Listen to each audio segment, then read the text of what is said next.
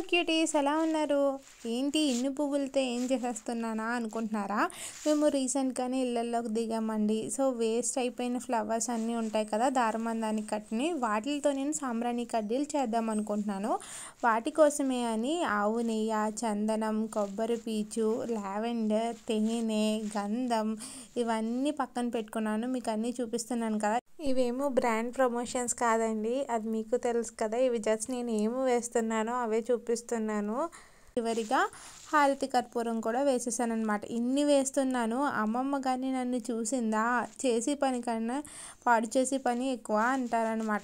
ఒక mixie cup తీసుకుని అందులో కొన్ని ఫ్లవర్స్, కొబ్బరి పీచు, హారతి కర్పూర బిళ్ళలు అండ్ సాంబ్రాణి పౌడర్ పెట్టి బాగా మిక్సీ చేసేసుకోండి. ఆ పౌడర్ వస్తుంది కదా, మా మిక్సీ ఎందుకు పని చేయలేదు, సీరియస్గా చెప్తున్నాను. ఇంకా మెత్తగా ఆడుకోవాలన్నమాట.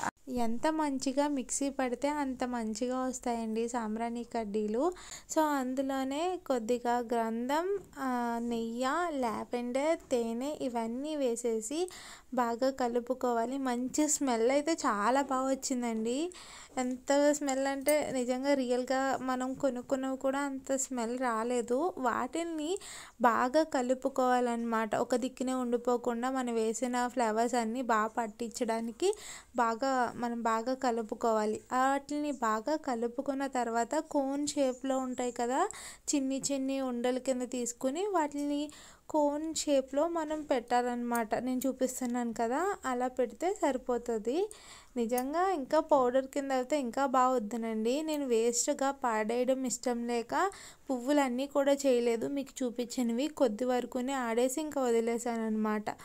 కోన్ షేప్లో చేసుకున్న సాంబ్రాణి కడ్డీలన్నీ ఒక పేపర్ మీద కానీ ప్లేట్ మీద కానీ పెట్టి హాఫ్ డే ఎండలో వదిలేసి తీసేసుకుంటే సరిపోతుందండి. చూడండి ఎంత బాగా డ్రై అయ్యాయో.